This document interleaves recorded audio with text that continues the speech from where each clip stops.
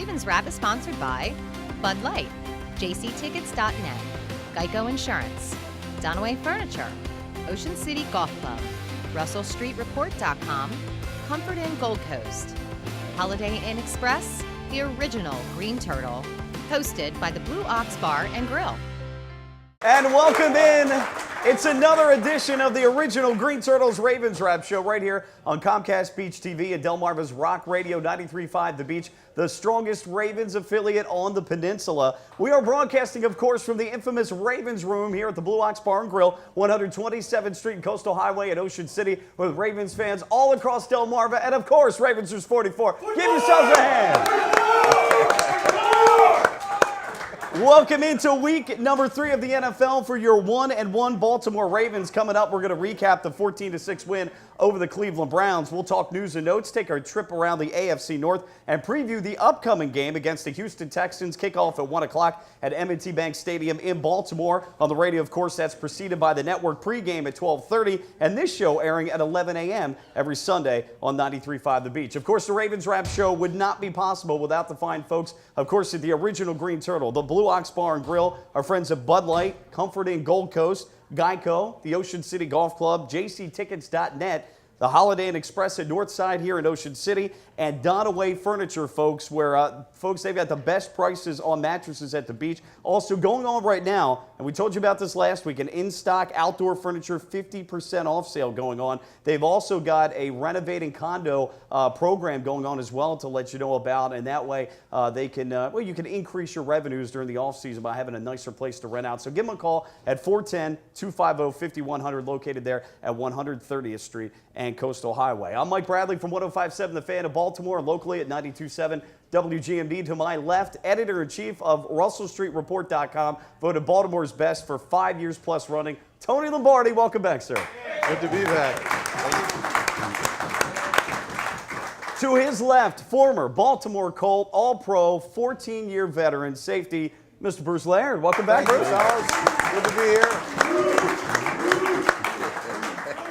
And of course, OC Local, former host of the Stallion Show, and he hosts a million golf shows up and down the East Coast, and a big Ravens fan. Of course, Bobby Vermillion, welcome back. Good to be back, guys. Guys, I wanted to start out first and foremost, heavy hearts with what happened at the Naval Yard Monday in D.C., and I make mention of that just quickly because a devoted Ravens fan, Mike Ridgell, was one of the dozen people that was killed in the mass shooting, and he was at the game. He's an Owings Mills resident. He was at the game Sunday wearing his Terrell Suggs jersey, and he leaves behind 3 daughters, and we just want to send our thoughts and prayers out to his family at such a tragic event that happened on Monday. On a happier note, before the game even got started on Sunday, Joe Flacco's wife Dana delivered a baby boy, Daniel, an hour before kickoff.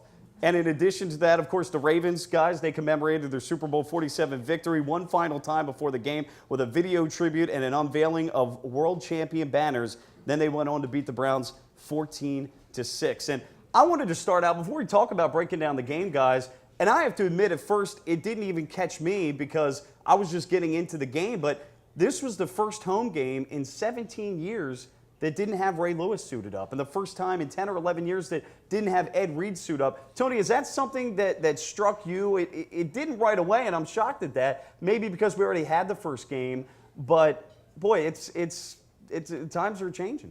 Well, I think the fact that the fans and the media and everybody got to say goodbye to Ray last year, with the farewell tour. He let it be known when they started in the playoff run that he was going to be gone in 2013. So I think people got used to the idea of him not being there, wasn't there in the preseason. So it had something to do with it. And I think for the most part, going out on top helps fans to let go a little bit. And now it's time for a new era. And starting, Terrell Suggs is sort of taking those leadership reins. We would hope so. And again, I think the only thing the fans probably really missed a little bit was the pregame show by Ray in the tunnel. He did have a unique way about him. And some flair. As I sat there game in, game out, guys, I used to watch the other players look at him. So it was pretty cool. He had his own little stick going, and it was something special the fans really liked. And they'll miss it, but they'll get over it. It's kind of funny, Bruce. I had my seat at the stadium is directly across from the tunnel, catty corner. and for years I could look at the back of the other team. And when all the other players would come out, they'd be doing whatever they were doing, playing catch, talking to each other. And as soon as Ray came out of the tunnel, they would stop what they were doing and they would watch the show. And they would get as fired up as the Ravens did. It was kind of amazing to see. But I think that was definitely an intimidation factor that the Ravens had on Sundays. You know, we're one of the toughest places to play in the NFL. And obviously Ray Lewis was a huge part of that. But as you mentioned, it's definitely a different feel around the stadium now. And we always would say, is it going to be offense or defense coming out of the tunnel? And certainly going to miss Ray coming out of there, that's for sure. Well, and ironically, both individuals, both Ray Lewis and Ed Reed, are coming back to town this Sunday for the game against the Houston Texans. They're going to be honored in the Ring of Fame. So they're not gone for long. At least they're back in our memory very quickly, or back in the forefront, I should say, very quickly before they become a great memory in our minds. So we'll see them Sunday. It's going to be fun. You know, those guys are really tight. They've been together. Well, they didn't play together at the University of Miami, but they've been close ever since. And it'll be interesting to see how it plays out. Yeah. I just love Flacco's comment. He was asked about the same thing about Ray coming back, and he wasn't quite sure. He wasn't quite sure what it was for, whether he was doing the game. He said, no, he goes in the Ring of Honor. And he's such a dry pan guy, Joe Flacco. He goes, oh, what took so long? I love that comment, like, oh, wow, you know, here it is. So he gets it. Absolutely. Well, guys, let's talk about the game. And for a guy that just had his wife deliver a second baby boy, Daniel, Joe Flacco seemed very focused and into the game. And Bruce, we'll keep it here with you for a second. Having played in the league 14 years, as you know, anytime you can get a division win, no matter how big a margin, how small a margin, it counts double. And they got the job done coming off what was obviously a very rough loss to the Broncos. You know, Mike, you're so right. Listen, everybody was tied for first place. Everybody bought a little bit of a break. They're all 0-1 coming in. They got their home opener. They got Cleveland. Now let's face it. Cleveland hasn't done anything since 2007. They haven't had a winning season since then. They haven't been in the playoffs since 2002. But then again, it's still a division opponent, and they're coming in here, and they're revamping their defense a little bit. And it seemed to bother our offensive line and Joe somewhat. He was sacked and hurried a little bit. And, of course, the fact that Dixon couldn't get himself going. And I want to bring this back to Tony here real quickly, because I love the fact that that's what Jim Caldwell did. He knew he had a rough day, the tight end. He went to him on a skinny, Y seam, tight end seam pass a little bit low, but really quality, good high school ball player, makes that play really. And then he didn't target him again. So, you know, it was just difficult to watch this offense perform the first 30 minutes for me. Well, I think a lot of it has to do with when you don't have receivers that you have that rapport with. And you guys know this, that if you can throw to a spot and trust that a receiver is going to be in that spot, that makes the game a lot easier. But he doesn't have that rapport with anybody right now, so he has to wait for those receivers to break open. And he's relying on his arm strength right now. You know, he sees the opening, he gets it out there, and the completions are there. But with the speed of the NFL, that window shuts pretty quickly. And real quick that was the problem beforehand. If you wait that long in this business, you wait too long. That ball has got to be gone when the receiver's still working his way downfield. You see all the quality guys, they all do it. From Dan Fouts to John Unitas, I can go on and on. That ball's gone, and I think that's what Caldwell did with him when he got the job back, Bobby. And I think that's what he's got to do. He's got to tell these kids, going to work all day long, stay out late after. You got to do what you got to do. But if I say go to 14, come back 12, and the ball's coming outside, that's where I'm going to deliver it. And by God, you better be there. I think it's interesting when you look at Tom Brady, how he reacted to his receivers this week. And, you know, they had a rough week, and a lot of guys dropped balls. They ran the wrong routes. And Brady got criticized, you know, a lot this week for the way he acted during the game. Joe Flacco has been criticized for his personality quite a bit over the years, and I think his personality really has been paying off the last 2 weeks, because against Denver and against Cleveland, he had some drops. He had some guys not where they were supposed to be, and, you know, you couldn't tell if they caught it or they dropped it. And he was the same guy. And that's what we've seen out of Joe Flacco since he's been in Baltimore. He never gets too high. He never gets too low. He's going to be the same guy. And, you know, he's going to have to live with what he's got. And hopefully, and he did say this too, you know, he's there to help these young guys get confidence. Because the last thing you want to do with some of these young guys is keep beating on them. You know, do you give them the tough love? How do you know how to coach them? Do you give them that tough love, or you pat them on the back and say, hey, you know, catch the next one, forget about that one?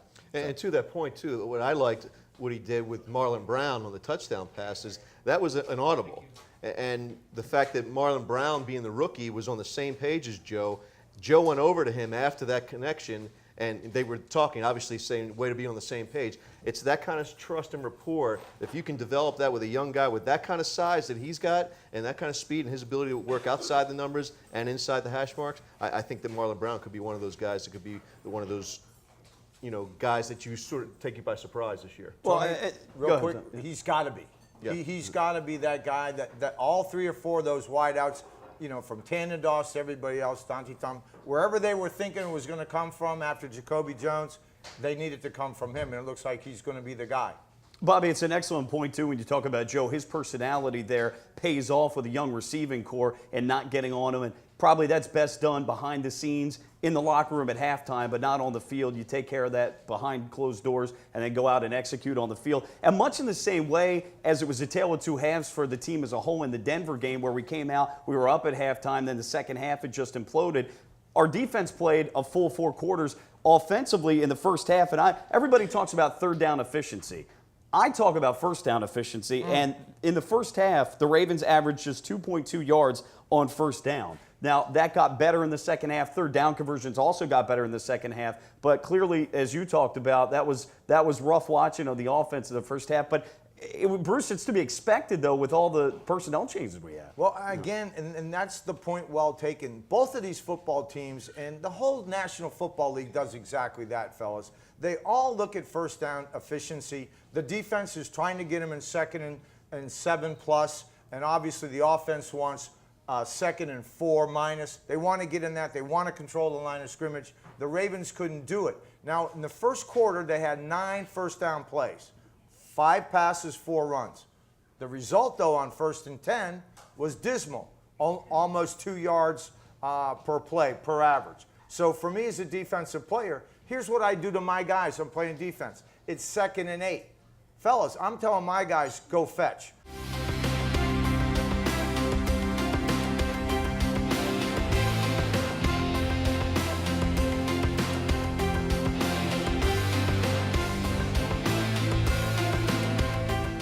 In April 1959, Art Wall won the Masters, edging out Carey Middlecoff and Arnold Palmer by finishing birdie, birdie, birdie, par birdie. 1 month later, Ocean City Golf Club celebrated the opening of their first 18 holes. That course has been transformed now into one of the most scenic golf layouts on the East Coast. Come experience 36 of the most beautiful and challenging holes you'll find anywhere.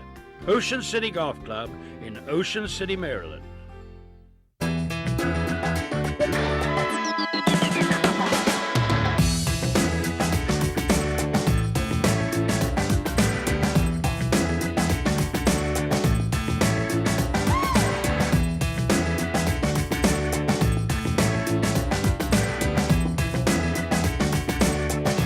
Come see us at Blue Off.